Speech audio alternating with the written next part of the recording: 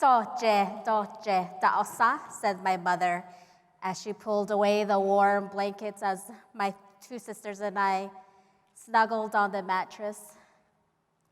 It was a cold, snowy day in Cedar Ridge along the Echo Cliffs of the Navajo Nation. We had woken up early to get ready for school, and as I slowly focused in the dim light of the kerosene lamps, I saw my mom expertly patting the dough between her fingers to make tortilla bread. And then my father was nearby, poking the fire stick into the fire as the piñon sap crackled.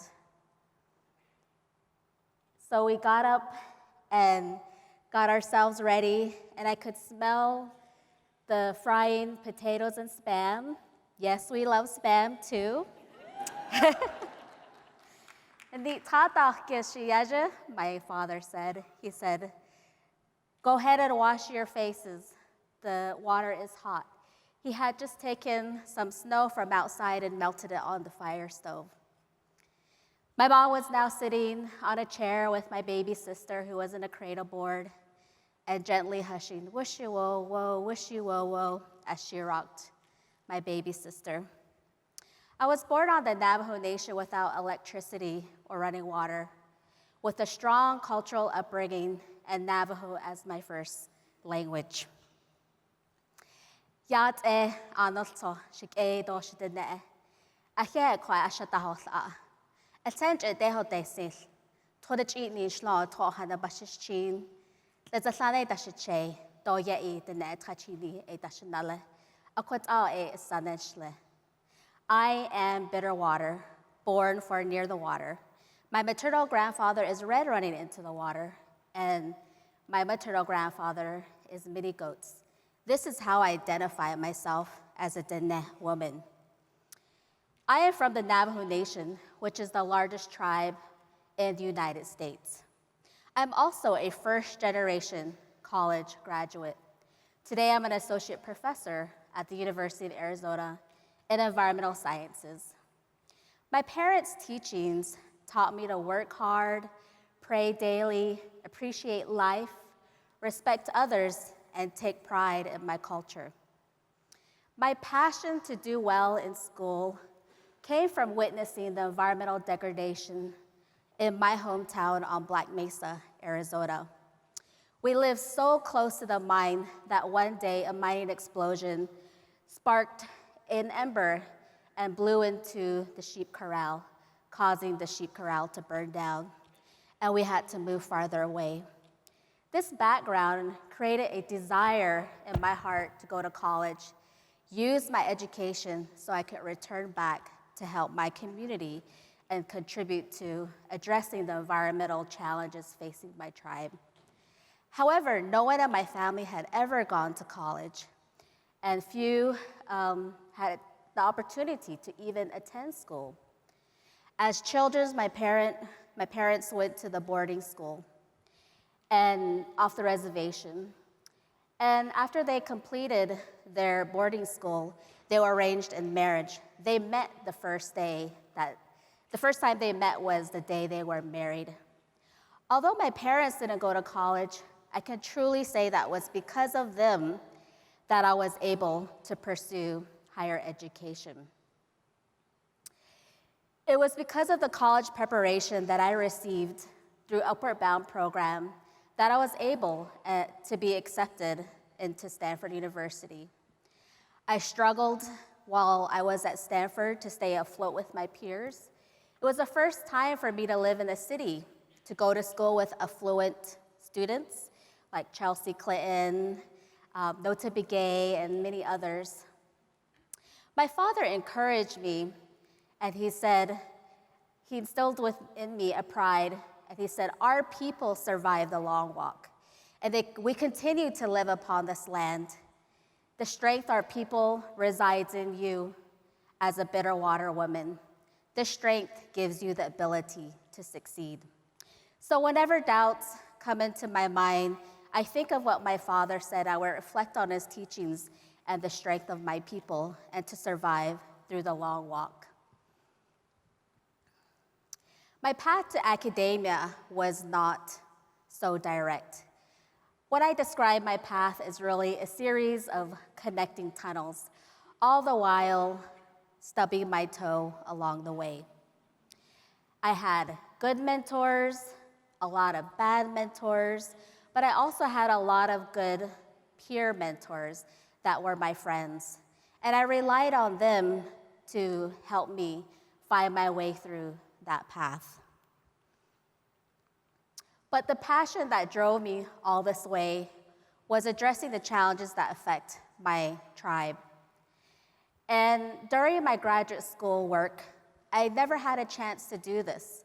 I wasn't able to do this type of research because I was told it wasn't cutting-edge research. But it wasn't until I became a professor that I was able to do this. And that's why I came to the University of Arizona. Because as a land-grant university, there is a mission to connect science with the community. And so the community I chose was Native American communities. And so I really love my job. What really pushes me to work hard and to find those opportunities, partner with tribal communities, and really be guided by the traditional knowledge holders of those communities. I developed the first tribal hydrology extension program in the United States, focusing on 3 areas and bridging the science to the community so that the water shed and the hydrology can be understood to address the water disparities, including lack of access to water, lack of access to data and education. But this only occurs through strong collaborations with the community in a very respectful way that is culturally guided. On August 2015, I was with the newly elected president of the Navajo Nation, briefing him about my programs, when suddenly he was whisked out of the room. The Gold Key mine spill had just occurred. 3 million gallons of acid mine drainage had been released into the Animas River, flowing into the San Juan River into a 275-mile stretch along the Navajo Nation. The Navajo people revere the San Juan River. It is the male deity for them. They use it in many different ways, culturally and spiritually. They also use it for farming. And so in the midst of their growing season, they had to stop farming, and many people lost their crops. They were devastated, not only economically, but also spiritually. The farmers didn't trust using the water again, and tensions flared up when EPA delivered water in oil-tainted tanks. The people had many questions about where the contamination was and how it was going to impact the health of their community. So through the programs that I have established prior, I gathered these questions and was able to develop a fact sheet to answer these questions, and was able to provide that information within 2 weeks of the spill. Through these concerns that were received, I brought together a team from my university and surrounding university partners to address these questions, to focus on human exposure and the environmental contamination. As a result of this outreach, we were able to secure over $1 million to focus primarily on the community's research questions, and the community was the driver in all of this. With many environmental challenges facing our communities today, it's very critical that Indigenous worldviews are included in the science that we do from a holistic perspective and understanding our connection to the natural world. Traditional knowledge of Indigenous people is valuable for understanding the environment. And together, as scientists working respectfully with Indigenous communities, we can collaborate, exchange knowledge, co-produce the knowledge, and work together to find those solutions, as well as having a mutual process for learning through that.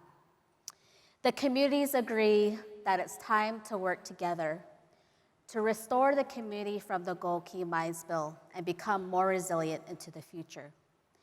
It fills me with such great pride every year as I see more and more Native American students and first-generation students going to college and graduating. But we have a lot of work to do. We have a long ways to go to increase that number as Native Americans and Indigenous people. But I encourage you, as you all enjoy the rest of the SACNAS conference, to strive to be leaders in your home and in your communities so that we'll continue to grow and develop as people, tribal nations, communities, and continue to pave the way for those younger than us. You are a strong and beautiful people. Take pride in your identity, hold on to your teachings, seize the opportunity to learn. I believe we have only begun, and there's a lifetime of opportunities awaiting us. Thank you so much to the Native Hawaiians for welcoming us here, for SACNAS for this opportunity and this honor to speak today. May you walk in beauty. Ahehe.